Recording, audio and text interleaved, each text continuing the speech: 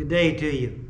Today I'd like to talk to you on a subject that is pertinent to me for a lot of cases. I can remember one is that in my 50 years of preaching, I've had to more than once preach a funeral to a small child. First time was to a family that the man was about 10 years older than me, and I knew him all my life. First place I preached, he was a member there.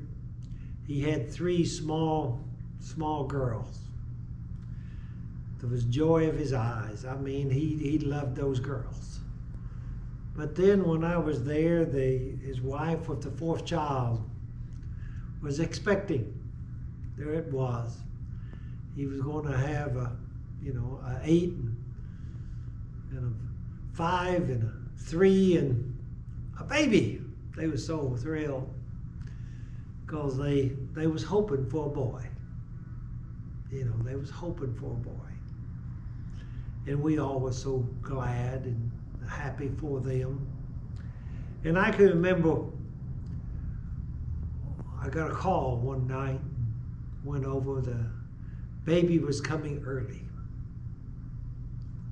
Went over there, the baby came early, but the baby was sickly, very sickly. They did not think the baby would live. The baby did not live. Just a matter of fact, not even a day did it live. We prayed. He was upset. She was upset. Everybody was upset. And it was hard on that family. It was hard on me as a young minister. Probably my third funeral I'd ever had. And there it was, called upon to do that. What could I do? Well, I thought,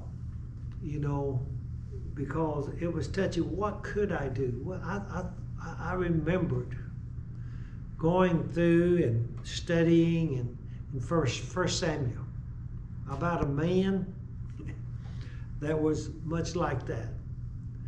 A man who, not quite like my friend, this was his wife and all, but a man that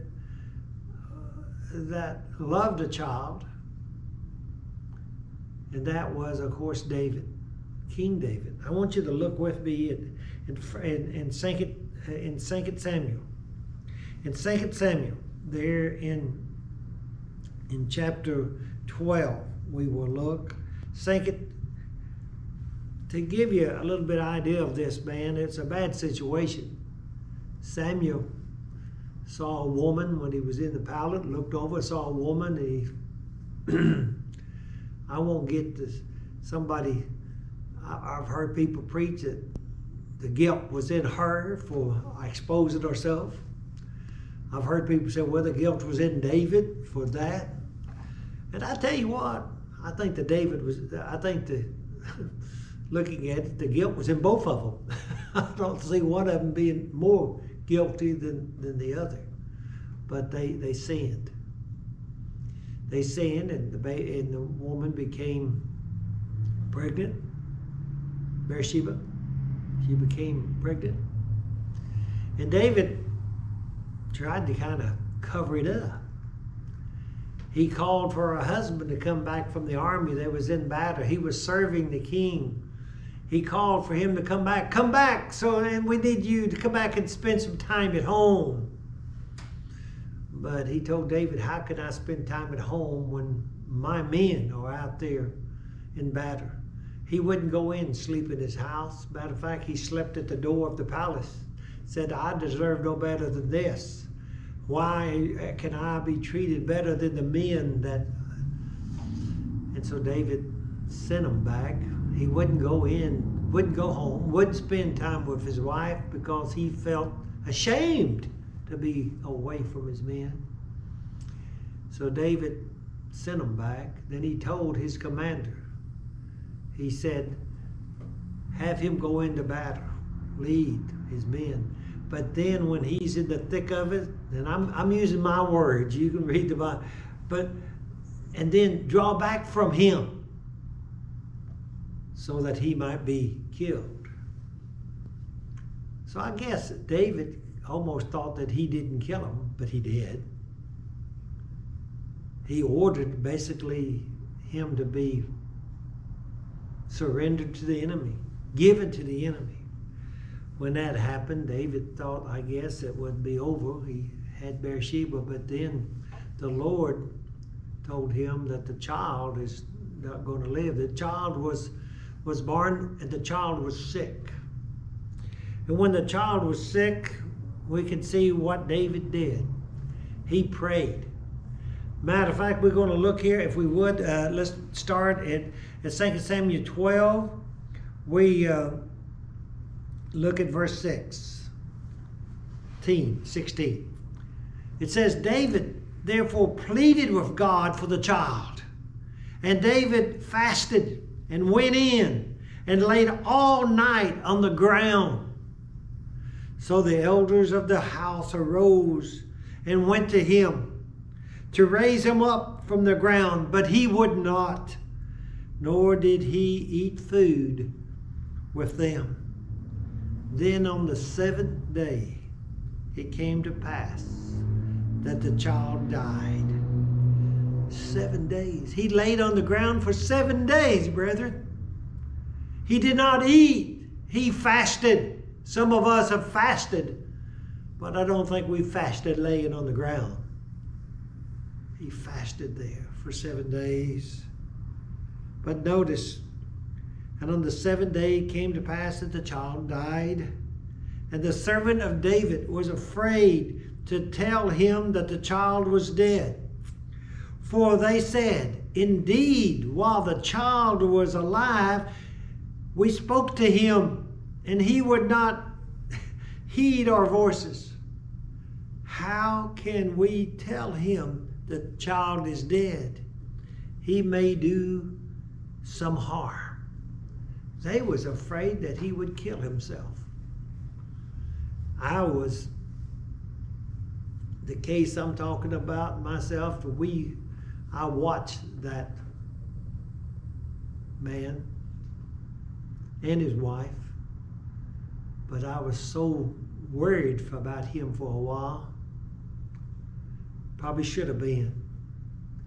But I know I spent a little bit extra time talking to him. And I even used these verses when I preached that funeral service for that baby. Because I could see, and it saw Bill doing this. That was his name, Bill. I saw him doing this very same thing. But it says, they was afraid. Verse 19, but when David saw that his servant was whispering, David perceived that the child was dead. Therefore David said to his servants, is the child dead? And they said, he is dead. So David arose from the ground, washed and anointed himself, and changed his clothing. And he went into the house of the Lord and worshipped. Then he went to his own house, and when he required that they set food before him, and he ate.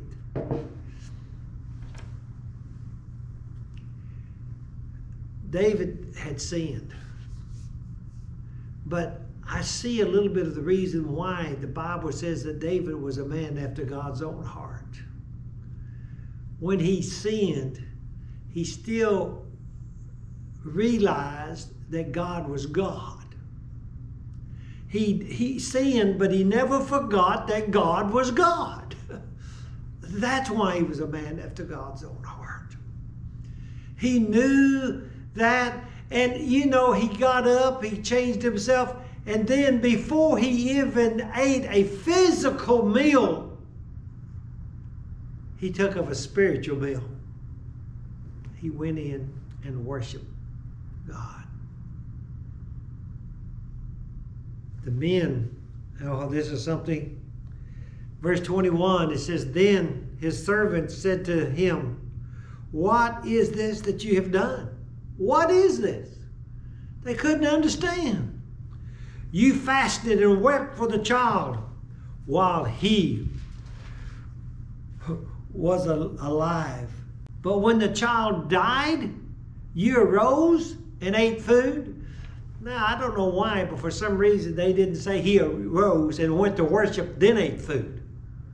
I think that kind of shows where their interest would have been. Don't forget, he arose, but he got himself presentable outside to go worship because you didn't go in filthy. And then he went in and cleansed himself in worship to God, and then he ate food. Man, that's a man after God's own heart, isn't it, brother? That's a man after God's own heart. But the men didn't understand that. Verse 22. This is the heart of the lesson. And he said, while the child was alive, I fasted and wept. For I said, who can tell whether the Lord will be gracious to me that the child may live? He said, I prayed because maybe the God would be gracious to me. He knew he was guilty of sin. Gracious to me is a word that we almost think of as grace. He was thinking maybe the grace of God, he would do that. But he didn't. But still, why did he worship? Because of the next statement that he made. He said, who can tell whether the Lord will be gracious to me that the child may live? But now he is dead. Why should I fast? Can I bring him back again? I shall go to him, but he shall not return to me. And notice, he said, I shall go to him. He didn't say, did he, brother, that I shall be like him, dead? No. He knew that I shall what? Go to him. If we look at Ecclesiastes, where this one of his sons, one of the sons that did live from him and his wife, she became Bathsheba, we can see what happened. We can see that he recorded that the man, returned to the dust. But the spirit returns to God who gave it to what? He believed that. Brethren, I believe that. If I didn't believe that, I couldn't preach. If I didn't believe that, I would be scared to death. I would break down when I saw somebody died. I still break down sometimes. And I'm going to tell you a little something that have helped me. My mother, I baptized her when she was about 40 years old, and I was just a preacher student. Went back home, gave her a Bible one time, went back a few months later, and I know she looked at me and I said, did you read the Bible? She looked at me, she said, son, that Bible is a dirty book. I said, what? She said, I started in Genesis. Did you know what Lot did? I said, Mama, Mama, I said, let's start with Mark and read it instead of the old. Then she did, and just a few weeks later, I baptized her into Christ. I sung with my mama in the hospital. Now, I would say this. My dad, I got a call. Before this had happened, before my mom, I got a call. Your daddy died. I went. My dad never obeyed the gospel. Didn't like to go to church. Only time I know he ever went to church where he lived in town for 3 months where I preached. He came every Sunday then. Only time in his life. I got to preach to him. People where he worked said, boy, your daddy proud of you. He was proud of me. But my dad passed It was hard to take. But he loved two of my children he knew. And I've worked hard trying to get my children to obey and be faithful to God. And I did it. This is going to sound funny. I sometimes think of my dad when I do it. And the story of the rich man and Lazarus. The rich man was in purgatory, hell, whatever you want to call it. But he could look over at paradise, and he saw Lazarus. He saw him, didn't he?